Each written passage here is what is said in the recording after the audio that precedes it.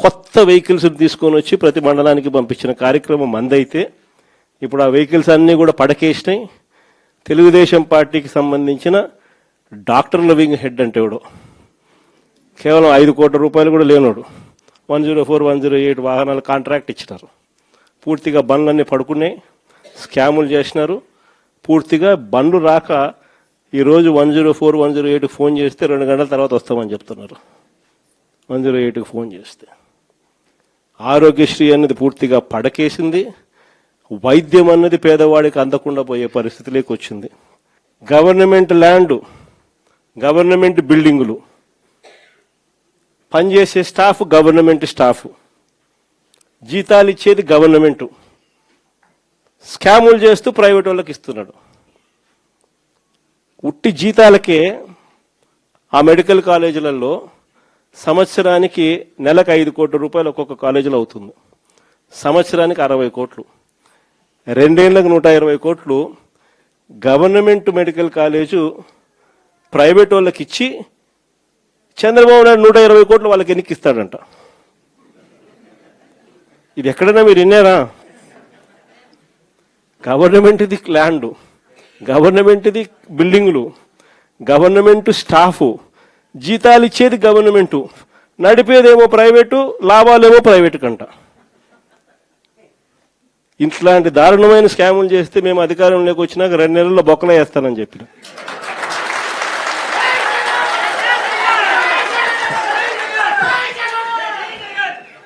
మనం ఎప్పుడైతే ఆ మాట చెప్పినామో అప్పుడు ఒక్కడు కూడా ఆ స్కాములు లేక మేము రాము, మాకు చంద్రబాబు నాయుడు ఈ కాలేజీలు వద్దు అని ఏకంగా చంద్రబాబు నాయుడుకి చెప్తా ఉన్న పరిస్థితులు మొట్టమొదటిసారిగా కనిపిస్తా ఉన్నాయి. వ్యవసాయం గురించి నేను చెప్పాల్సిన పనిలా, ఏ పంటకు గిట్టుబాటు ధరలు రావడంలా, ఎక్కడ చూసినా దళారీ వ్యవస్థ. చివరికి ఎరువులు కూడా బ్లాక్లో కొనుక్కోవాల్సిన పరిస్థితిలోకి మొట్టమొదటిసారిగా రాష్ట్రంలో చూస్తా ఉన్నాం. మన ప్రభుత్వ హయాంలో ఉన్న ఆర్బీకేలు ఈ పొద్దు తెరమరుగైనాయి. మన ప్రభుత్వం హయాంలో ఉన్న ఈ క్రాప్ వ్యవస్థ ఈరోజు నీరు గారిపోయింది. మన ప్రభుత్వ హయాంలో ఉచిత పంటల బీమా ఈరోజు కనపడకుండా పోయింది. మన ప్రభుత్వ హయాంలో ఉన్న సీజన్ ముగిసేలోగానే సీజన్లో జరిగిన నష్టాన్ని మళ్ళీ తిరిగి రైతులకు ఇస్తున్న ఇన్పుట్ సబ్సిడీ ఈరోజు కనపడకుండా తెరమరుగైపోయింది. చివరికి రైతులకు ఈయన ఇస్తానన్న అన్నదాత సుఖీభవ అని చెప్పి ఈయన ఇస్తానన్న కూడా మోసంగా తెగిపోయింది. సంవత్సరానికి 20,000, 2 ఏళ్లకు కలిపి 40,000, ఇచ్చింది 10,000, 30,000 ఎగనామం. రైతుల పరిస్థితి ఈరోజు ఎందుకురా నాయనా చంద్రబాబుని తెచ్చుకున్నాము అనే పరిస్థితిలో ఈరోజు రైతులు బాధపడతా ఉన్నారు. మీరే చూడండి, వ్యవసాయం, చదువులు, విద్య, వైద్యం, ఈ 3 ఏ ప్రభుత్వమైనా కూడా తమ బాధ్యతగా నడిపే వ్యవస్థలు. 3 వ్యవస్థలు పూర్తిగా కుప్పకూలిపోయినాయి. 4వ వ్యవస్థ లా అండ్ ఆర్డర్. ఈరోజు రెడ్ బుక్ రాజ్యాంగంతో 4వ వ్యవస్థ పూర్తిగా దిగజారిపోయిన పరిస్థితిలోకి ఈరోజు కనిపిస్తూ ఉంది.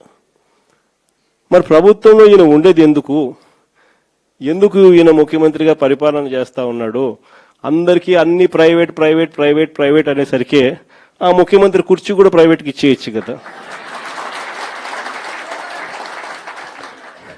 ఈయనకు అన్ని ప్రైవేట్ ప్రైవేట్ ప్రైవేట్ అనేటట్టుగా అయితే ఈయనకి ఎందుకు ఓటు వేయాలా? ఈయన ఏం చేయడానికి అని చెప్పి అక్కడ ఉన్నాడు.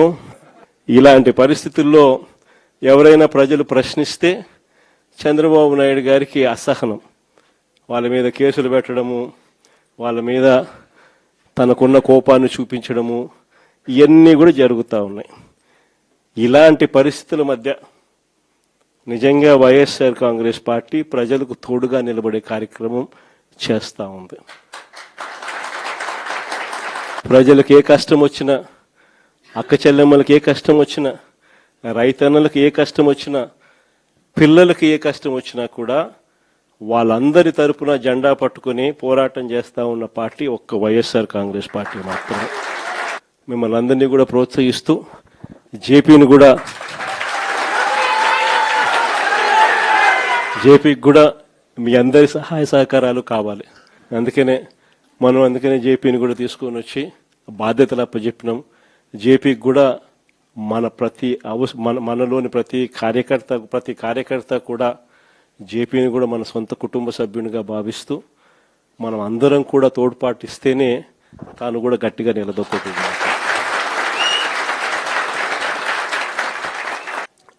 చూస్తా కన్ను మూసుకుని కన్ను తెరిచేసరికి దాదాపుగా 2 సంవత్సరాలు కళ్ళు మూసుకుంటే అయిపోయింది.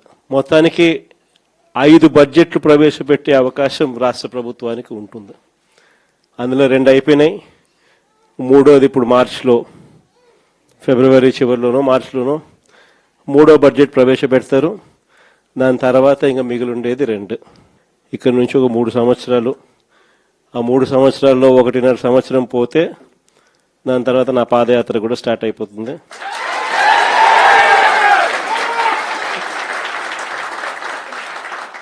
దాని తర్వాత మరో 1.5 సంవత్సరం నేను కూడా ప్రజలతోనే రోడ్ల మీదే ప్రజల్లోనే మమేకమవుతూ ఆ ప్రయాణం కొనసాగుతుంది.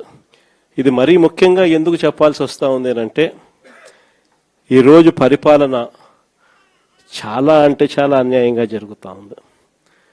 రెడ్ బుక్ రాజ్యాంగంతో ఎక్కడా కూడా ఎవరినైనా కూడా ఏమంటే అది నేను చేసేయచ్చు అని ఖండకావరంతో ఈరోజు పరిపాలన సాగిస్తూ ఉన్నారు. పాలనంతా కూడా అబద్ధాలు, మోసాలు. ఆ అబద్ధాలు ఆడుతున్నావయ్యా, మోసం ఎందుకు చేస్తున్నావయ్యా అని చెప్పి గట్టిగా నిలదీస్తే రివర్స్ ఉల్టా కేసులు పెడతా ఉన్నారు. పోలీసులను పంపిస్తూ ఉన్నారు. పోలీసు వ్యవస్థ ఎప్పుడు చూడని విధంగా దుర్వినియోగం అయిపోయిన పరిస్థితులు మొట్టమొదటిసారిగా చూస్తూ ఉన్నాం. ఇవన్నీ కూడా ఈరోజు మనకు కనిపిస్తూ ఉన్నాయి. మరోవైపున పాలన ఎలా సాగుతూ ఉందని ఒకసారి చూస్తే పాలనలో ప్రతి ఇంట్లో కూడా ఈరోజు చర్చనీయాంశంగానే ఉంది. ప్రతి ఇంట్లో కూడా ఈరోజు చర్చ జరుగుతూ ఉంది. జగన్ ఉన్నప్పుడే బాగుండేది, కనీసం ఆయన ప్రతి నెల ఏదో బటన్ నొక్కుతా ఉన్నాడు, ఖచ్చితంగా మాట చెప్పినాడు, మాట ప్రకారం నిలబడ్డాడు. ఈరోజు జగన్ పోయాడు, చంద్రబాబు నాయుడు ఏమో బిర్యానీ పెడతానని మోసం చేశాడు, ఉన్న పలావు పోయింది, ఇప్పుడు బిర్యానీ కూడా పోయింది అని చెప్పి ఈరోజు ప్రతి ఇంట్లో కూడా చర్చనీయాంశం జరుగుతూ ఉంది. ఈరోజు నిజంగానే ప్రతి ఇంట్లో కూడా పోలికను చూస్తూ ఉన్నారు.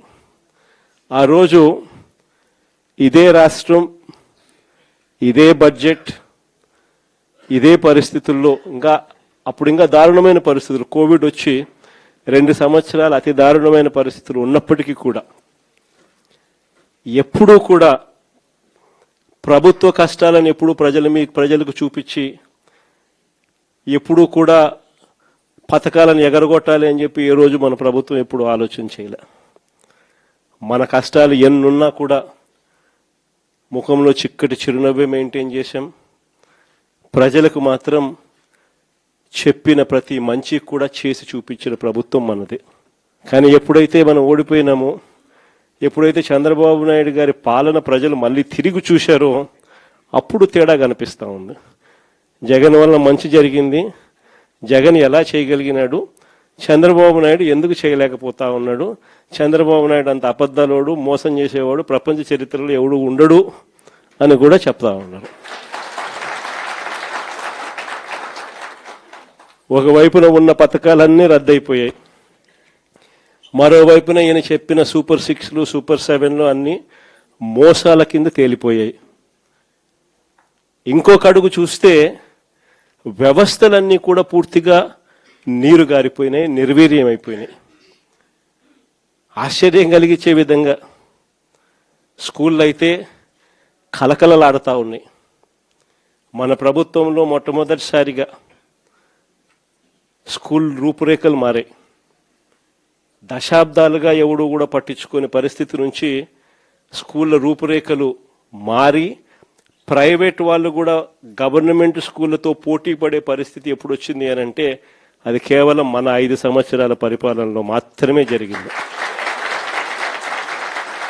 గవర్నమెంట్ స్కూళ్ళల్లో పిల్లల్ని చేర్పించాలంటే ఎమ్మెల్యే చేత రికమెండేషన్ తీసుకొని పోయి, లెటర్లు తీసుకొని పోయి చేర్పించే పరిస్థితి నుంచి ఈరోజు గవర్నమెంట్ స్కూళ్ళల్లో ఏకంగా దాదాపుగా 9 లక్షల మంది పిల్లలు గవర్నమెంట్ స్కూళ్ళు మానేసిన పరిస్థితి ఈరోజు రాష్ట్రంలో కనిపిస్తూ ఉంది. స్కూళ్ళు నాశనం అయిపోయాయి.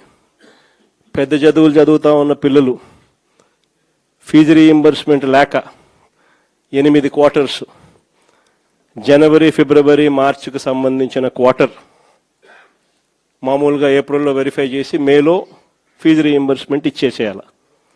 ఒక క్వార్టర్ అయిపోతూనే, ఒక త్రైమాసికం అయిపోతూనే ఆ త్రైమాసికానికి సంబంధించి మన ప్రభుత్వ హయాంలో వచ్చి నెక్స్ట్ త్రైమాసికంలో పాత త్రైమాసికానికి సంబంధించిన డబ్బులు ఆ తల్లుల ఖాతాల్లోకి డబ్బులు పడేటివి వెరిఫికేషన్ కంప్లీట్ చేసుకుని. జనవరి, ఫిబ్రవరి, మార్చికి సంబంధించిన త్రైమాసికం ఆ క్వార్టర్ నుంచి ఎలక్షన్ కోడ్ మార్చి 16వ తారీఖు ఎలక్షన్ కోడ్ వచ్చింది, అక్కడ ఆగిపోయింది. అంతే, అక్కడ నుంచి ఈ డిసెంబర్, నిన్న డిసెంబర్కు ఏకంగా 8 క్వార్టర్స్. ఒక్కొక్క క్వార్టర్కు పిల్లలకు ఫీజు రీయింబర్స్మెంట్ కింద 700 కోట్లు ఒక్కొక్క క్వార్టర్కు త్రైమాసికానికి డబ్బులు ఇవ్వాల్సి వస్తే 8 క్వార్టర్స్ అంటే 8 × 7 5,600 కోట్లకు గాను కేవలం 700 కోట్లు ఇచ్చినారు. 4,900 కోట్లు బకాయి. వసతి దీవెన కింద ప్రతి జనవరిలో 1,100 కోట్లు పిల్లలకు బోర్డింగ్ అండ్ లాడ్జింగ్ ఖర్చుల కోసం, ఇంజనీరింగ్ చదివే పిల్లలకు, ఇటువంటి చదువులకు డిగ్రీ చదివే పిల్లలకు ప్రతి సంవత్సరం, ఇంజనీరింగ్ చదివే పిల్లలకైతే 20,000, పాలిటెక్నిక్ చదివే పిల్లలకు 15,000, ఐటీ